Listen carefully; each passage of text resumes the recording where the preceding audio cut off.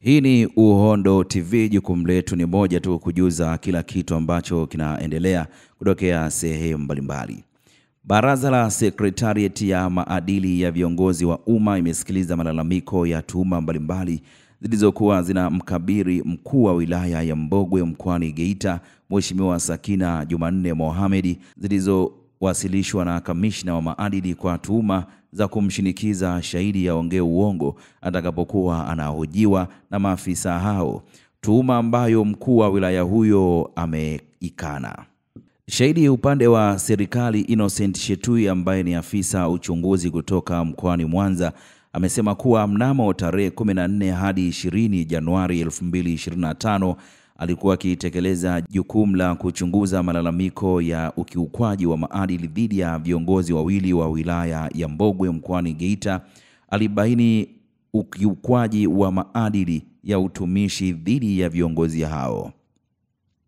Viongozi hao ni aliyekuwa katibu utawala wa wilaya ya Mbogwe Jacob Julius Rombo na Sakina Jumanne Mohamed, mkuu wa wilaya ya Mbogwe. Bwana Shetui analieleza baraza kuwa njia walizotumia kufanya uchunguzi zilikuwa ni tatu, ikiwemo kukusanya vielelezo, kuhoji mashahidi na walalamikiwa na kufanya uchambuzi wa ushahidi. Ameendelea, amesema uchunguzi waliobaini kuwa mkuu wa wilaya ya Mbogwe Sakina alitumia nafasi yake ya kumtaka shahidi aitwaye Origin Mringa kutoa maelezo ya uongo mbele ya maafisa uchunguzi wa Secretariat ya maadili ya viongozi wa umma endapo atahojiwa. Ili kukamilisha kazi yao ya uchunguzi, walichambua ushahidi waliokusanya kwa maana ya vielelezo vya mashahidi na walalamikiwa na kuandaa taarifa yao. Baada ya kusikia ushahidi huo, mkuu wa wilaya Mheshimiwa Sakina amesema kuwa tuhuma hizo hazina ukweli wowote na amekana tuhuma hizo. Awali akitoa ushahidi wake uliokuwa ukimuhusu aliyekuwa katibu utawala wa Mbogwe,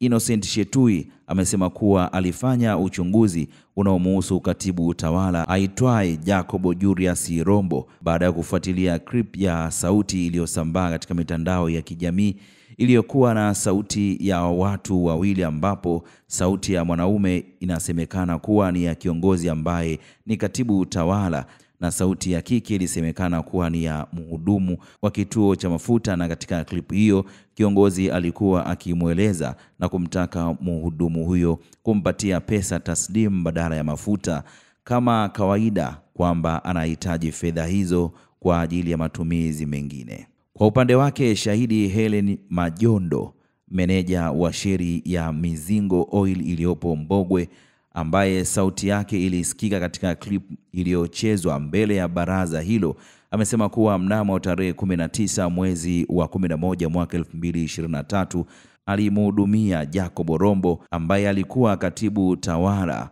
wa Mbogwe, huduma ya mafuta ya lita 50 badala ya lita 150 za mafuta kwa dereva ajulikanaye kwa jina la Juma Muhidini. Kwa kibali hicho kilichochukuliwa fedha keshi za lita 100 ambazo zilichukuliwa na Jacob Julius Rombo, ambaye alikuwa katibu utawala wa Mbogwe. Kwa mujibu wa Bi Majindo ni kwamba Bwana Rombo alimweleza kuwa badala ya kuchukua mafuta apatiwe fedha, kwani ana shida ya dharura ya fedha hizo. Bwana Jacob Julius Rombo, katibu utawala wilaya ya Arusha,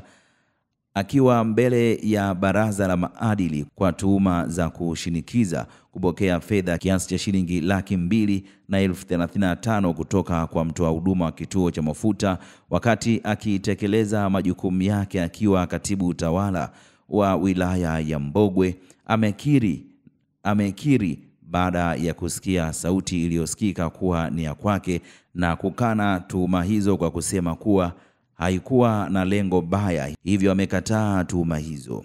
Kesi zote zilikuwa na mashahidi upande wa serikali, ambapo ni Origin Constantine Mringa, dereva wa halmashauri ya wilaya ya Mbogwe, Innocent Shetui ambaye ni afisa uchunguzi kutoka mkoani Mwanza. Kwa mujibu wa taasisi ya maadili ya viongozi wa umma ni kuwa maadili yanayotumika kwa viongozi wote ni katika sehemu ya maadili ya viongozi wa umma kwa mujibu wa Katiba ya Jamhuri ya Muungano wa Tanzania na ukiukwaji wa maadili utasababisha kuchukuliwa hatua, ikiwemo kuonywa na kupewa tahadhari,